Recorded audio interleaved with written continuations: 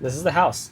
I designed it in SketchUp based on your blueprints that you handed me from your imagination and idea and what you sketched out on your iPad. And then I took it and I figured out what was going to work with code and learned how to build walls and then figured out, from code how far studs need to be. But I use SketchUp to be able to visualize all of that and make sure that when I visualize these walls and the framing, that we can see details we might have missed before because we couldn't see it before. So talk a little bit about the SketchUp, the actual program. Yeah, when we first started, I knew that basically what everybody used to render and mock up blueprints was SketchUp and then their sister app Layout. I think it's their product or whatever. But SketchUp does a 3D and Layout can do the 2D version of your 3D models. So when I first started, first I had to figure out how to draw a line, and then from a line draw rectangles, and from there I made boxes. When I was drawing it just on graph paper on my iPad, I had a general idea of what I needed to do because we were doing the passive solar design. So we needed to allow the sun to come in the south-facing windows, large south-facing windows, and absorb into the concrete, into the floor. So what that meant is I couldn't have a lot of walls up close to the south side of the house. I needed sort of the utility type stuff to be in the back. And then you can see actually in the model right here that we had to have this particular overhang, this awning on the south side in order to block the sun when it's higher in the sky in the summertime and allow the sun through when it's lower in the sky in the wintertime. So those were our main passive solar designs. When I first started out, you had your sketched out plan on your iPad of what the layout kind of looked like. So I took that and we built it on a very simple 24 by 32 slab. And then it was a matter of, well, I know we have exterior walls. So I looked up what code was and figured out what we were going to do about the walls and started rendering out all those walls, figuring out where the studs were going to go. Once I had all the studs in place, this is, for example, the north wall that's highlighted. Once I had these studs in place, I was able to figure out where we wanted windows and where we wanted doors. And then again, I had to use the code books to figure out, well, if we want a window this wide, then it tells us that we need to have certain header sizes. And then it tells you, you got to have your king studs, your jack studs. So I just methodically started from the bigger picture, which was we have a slab, we have our exterior walls, and then I worked my way down to all the smaller nuances from there, working into interior walls. Getting into the stair was tricky, trying to figure out what we were supposed to do there. And so every board that we're actually putting in the house is in this design. You essentially had to go in here and build the entire house board by board before we built it in person. Every piece of stud, yeah, is in here. We're beginners and we had never built anything of this scale. I had helped my dad with stuff, but nothing even close to this scale. So when you go through, and Peter's the one that did it, but when he went through and put every board in place, it was practice. It was a dry run for what we were going to do for the entire house, and that had to have made the entire process so much easier. That's true. Because mentally, I had already gone through the motions of putting each stud where it's supposed to go in each sill plate and top plate and bottom plate. So when I was out in the field, I already had a mental idea in my head of what, how it goes together and what it's supposed to look like in the end. Where it may have been a little bit more difficult for you. You just had to follow the instructions that I either put down on paper or I was out there helping with. And of course, your dad knows how to frame, so he was out there helping too. But I could understand that it may not have been mentally clear to you at that time exactly how we were doing things and why we were doing it. There's definitely plugins I think you have to pay for that help you figure out your cut list, your buy list, how much you got to buy, all that stuff. And what I knew was that when we were buying lumber, it was going to come in either 8 foot, 10 foot, 12, 16. So I tried to break up all of these, bottom plates, top plates, studs into one of those nice sizes, and that helped me figure out where the breaks were going to occur. And on this double top plate, there's a break right here, but then you don't want another break on the top of that double top plate too close to that. You want at least 2 feet separation. So I was just able to, I think this is an 8 foot board right here. I was just to take that, put it in place, put the next one down, and we were able to space things out away from each other to make sure that we were going to be well above and beyond code in that aspect. And it's the same thing if you look at the bottom plate, or bottom sill, I guess you call it. You can see where we put all the anchor bolts in. Yeah, these guys. And those, again, with code, had to be a certain distance from the end of the walls, but also a certain distance from where the bottom sill breaks in terms of the boards. Right. So, for example, for these anchor bolts, they have to be within 12 inches of the end of the board, and they have to be every so often. I think here it's supposed to be 4 feet. And so we knew that in this bottom plate right here, there was going to be a break just because, boards only come in a certain amount of lengths, and I knew that's where it was going to break. So I had to make sure we had a bolt on either side of this break right here within 12 inches. And so because I was able to do that and visualize all of this, it helped us figure out exactly how many bolts we needed, where the bolts were going to go. It helped create a game plan. So when we were out in the field, it was a lot smoother. We didn't have to do the math on the fly and think about where they needed to go. We just followed this plan, and everything worked out fine. Can you show us how we went on from there when we started building the second floor? Because it gets pretty complicated.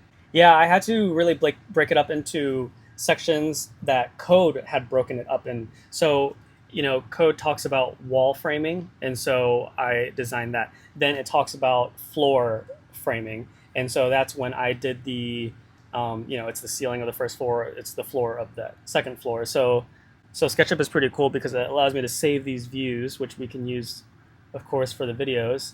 But then you got to be pretty organized in SketchUp to be able to really work it well. So I'm going to take away the entire second floor, and let's also take away the roof area. So this was the next step in my process, was figuring out how I was going to do the floor system.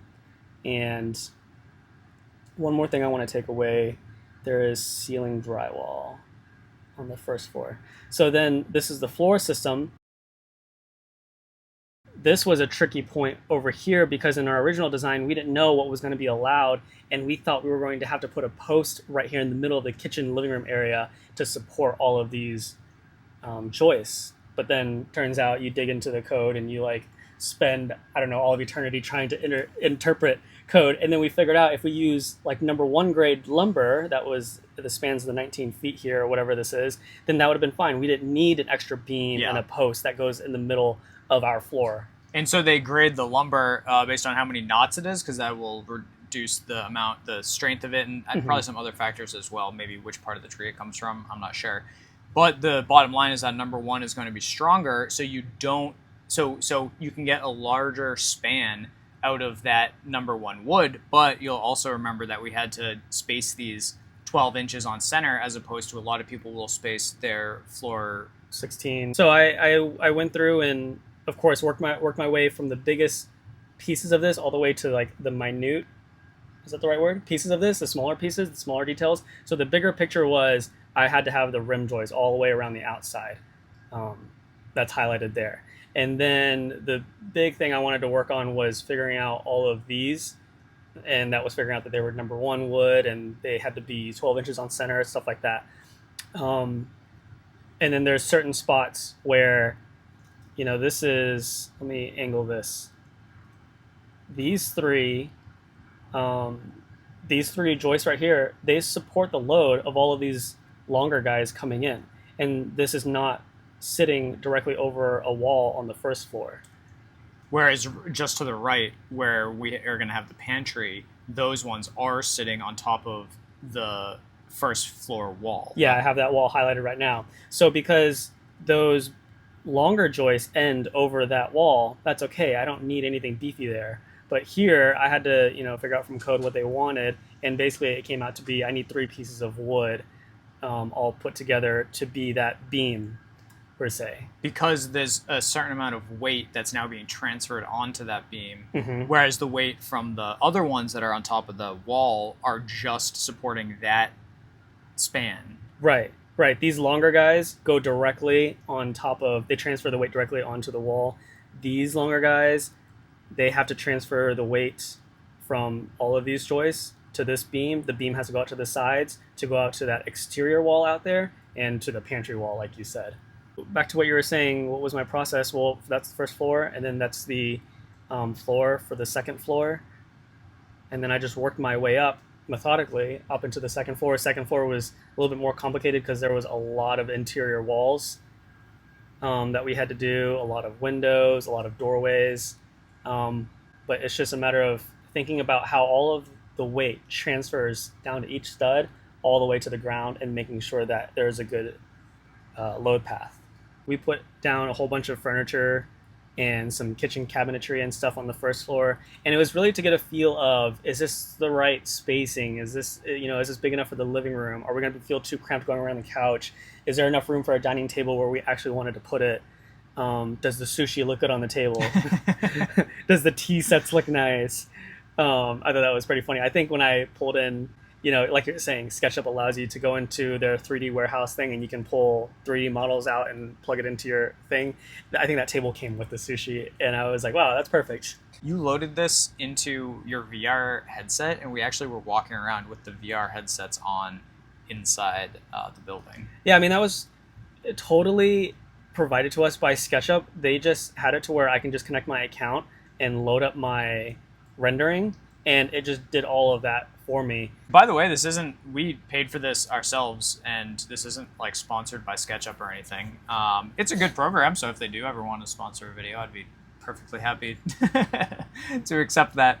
But we just wanted to show you our process because building your own house is an enormous undertaking. So to start with something this detailed was absolutely necessary. My dad came down and we basically framed this house out in about a month, and I don't think it could have possibly gone that smoothly if you hadn't planned out where every single board was going to go beforehand. It's definitely a huge undertaking, just learning the software and then learning code on top of that and then designing everything out.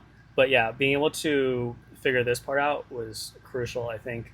For anyone who's wondering like how you take this and then go to actual plans to build with, what I did was I took each wall or each section at a time, and I got a flat view of that. So let me see if I have one ready to go here.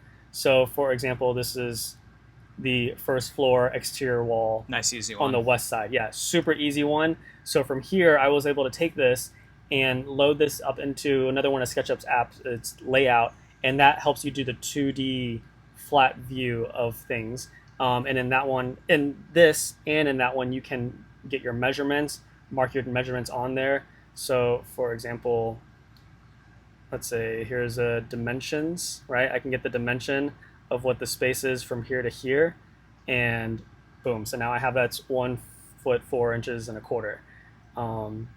So when I did that in Layout, I had all of the different dimensions I thought I would ever need just brought out on paper, and then that's what we printed out. I printed out this one section as this is the wall we're building for the day, kind of deal. Yep. Can you go to the front one with all the big windows in it? To figure out those size windows, we're like, oh, this is how big our south wall is, because we knew that we were doing a pad that was 32 feet. We knew how much sun needed to come in the windows, so we knew the size of the windows, what they needed to be in order to absorb enough energy to do our passive solar, how much sun needs to come in and hit the concrete, the surface area required. And then you go to design it in real life, and you realize this is essentially the maximum size windows that we could have. You can't get them any closer because you need the studs to support them and the walls. So to help explain what's going on here, this is a window, that's a door, and that's 2 more windows. And so let's just take the first 2 windows, for example. I know that because of this header situation, I needed to have 2 jack studs on each side of the window. And then adjacent to that header, I had to have 1 king stud. The same thing was true for the window right next to it. So because of that, I know that they can share the king stud. This was the absolute closest I can get those 2 windows together because all of this wood had to be there. And we ended up with this solid, 5 2x6s across. Yeah, 5 2x6s across right there. That's only 3. Same thing over on this side. I also just have to point out here that you did a ton of future proofing as we designed and went through this house. That's why a lot of people, you'll see that their window headers are just above where the window is going to go in.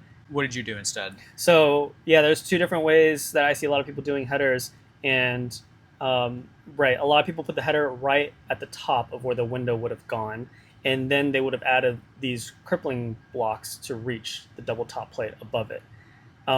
But if you do that, you're kind of locked in place for life. If you ever decide to change your window size, you can't really easily adjust that because the header is already in place. It's not easy to move the header. However, because we dropped the crippling cripple blocks, is that what they're called?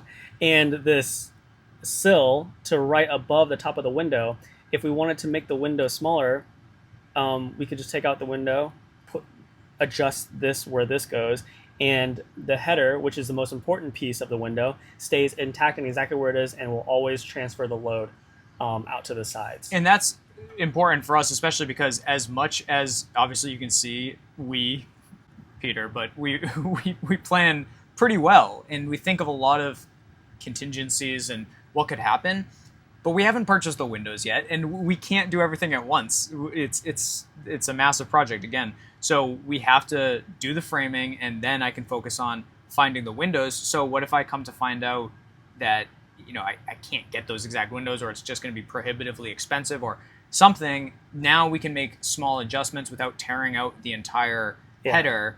As I had gotten to this point in time of building on SketchUp, I started getting lazy. So I didn't really break out all of the different sheets of zipboard that was going to go onto the walls to help us figure out where the breaks were going to go and how that detail was going to go down.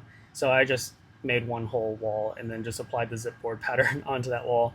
And that was okay because, you just calculate the surface area and we just buy that much in zipboard plus 10% for offcuts.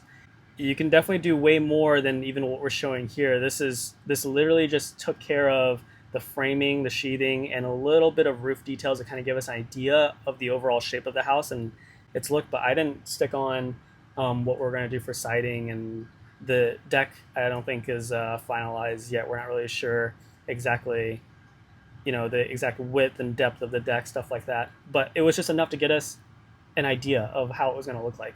I think what we did was we kind of figured out the overall look that we wanted. We knew we wanted big French doors in the middle and then symmetrical amount of windows on the side.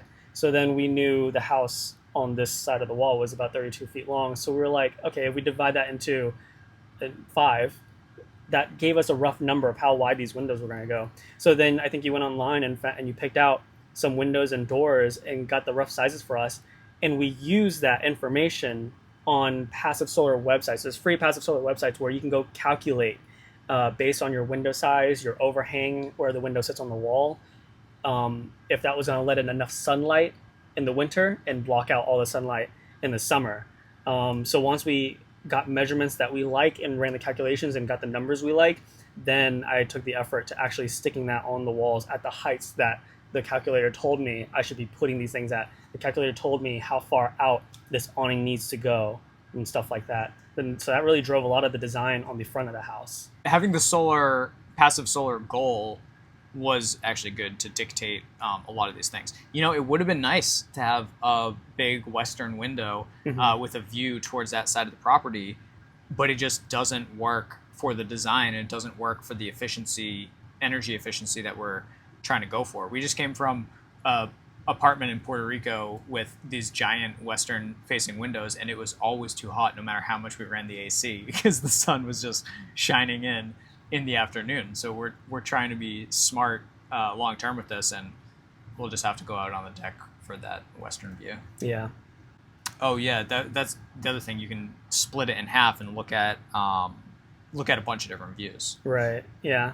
And the program automatically does all this transition from view to view, so it's making all these cool animations for me. I just had to dictate one view, dictate the next view. It's going to be interesting once the house is finished to go back to the original SketchUp file and see how close things lined up to the end result. This is a cool one of the loft areas in the pony walls that we were just building. And yeah, so this one's right over the master bath. This one's right over the guest bath. and this half of the house is the north half. So that's 2 loft spaces for that office area. Can't show too much because then people will know where all of our hidden compartments are. Yeah, so I use a lot of this to be able to figure out where things were going to go, and I probably didn't do it correctly or do it the best way. I was definitely slow at picking up a lot of things, but at the end of the day, it got us what we needed to be able to go out there and just build. So I guess overall, big learning curve. There's a lot. It's like a powerful program. There's a lot that you can do with it, but of course that makes it a little bit more complicated. But what was our alternative? Like, what were we actually going to do if we didn't design this on SketchUp? Just have like a basic thing and then be looking at code every step of the way, every day, being like, oh, are we? And we still kind of stopped anyway to look at code whenever we got to areas where your dad was unsure about and why we were doing it. And so a lot of it, we were able to go on autopilot, essentially following these plans because we did it. In your scenario, we'd be looking at code to answer a question and forget that answer like a week or two later when that same question comes back up. Oh, what header size is appropriate here again? Like, we would have to redo all of that learning because it either needs to be documented somewhere, preferably here, or it just gets lost easily because of how massive this kind of project is. You do a little bit of research, and unless you document all of your research and pull the trigger on what you need to buy, and then you end up doing the research all over again. So I think that's another. It's so important to document everything. Yeah. And in an organized way that you can actually find it later. Right. It already takes a lot of effort just even finding the answers to a lot of these questions because it's not easy to navigate through code. Yeah. I mean, I've gone through it a bunch of times now. I kind of get where to go to look for things, but there's so much.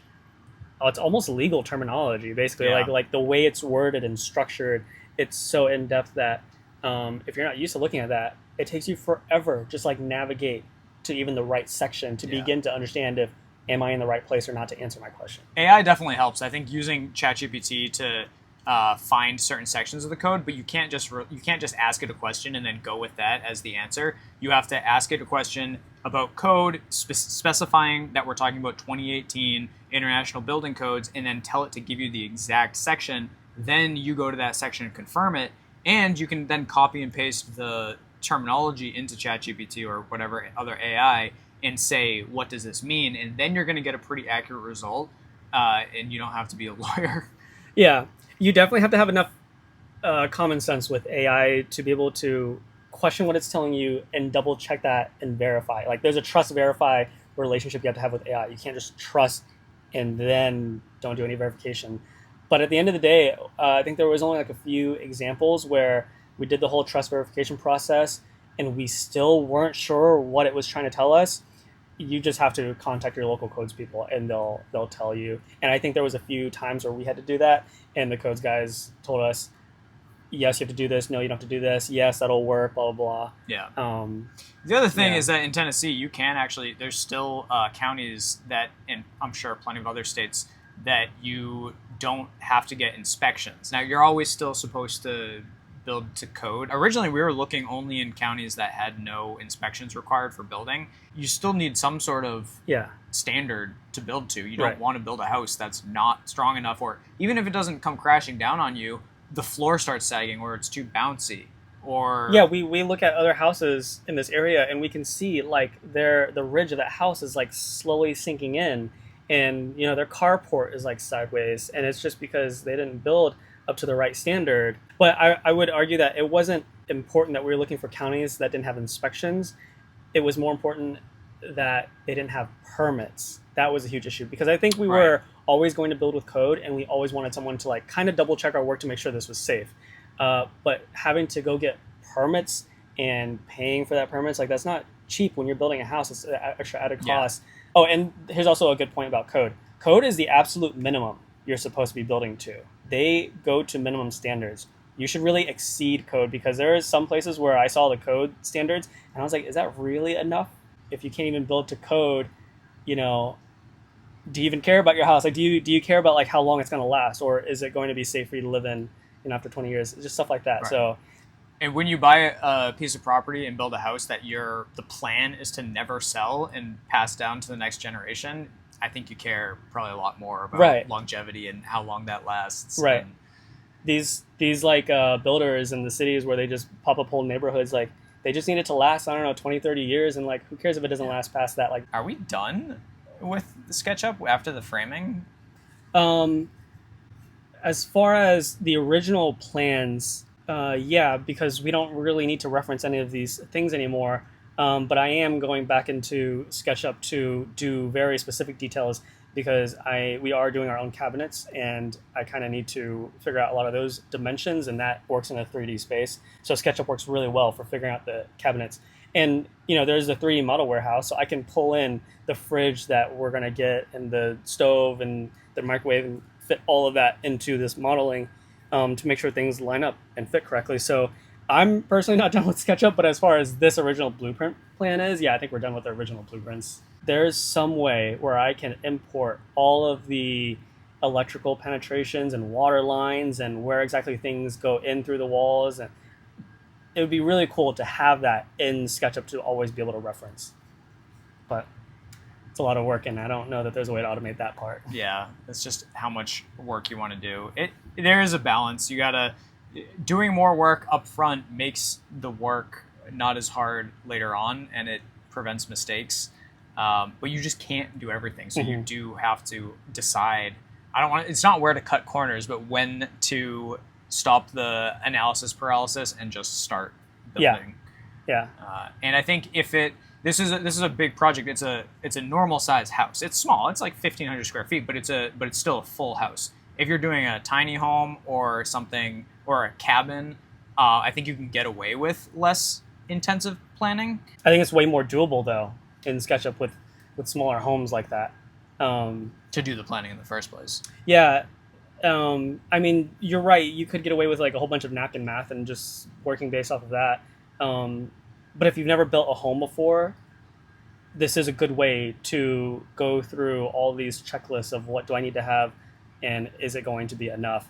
Like even people at our stage where we're at, we could go out and probably go build a chicken coop or a shed without needing to do anything in SketchUp because we already have a really good idea of how all of this works, where the studs are going to go, stuff like that.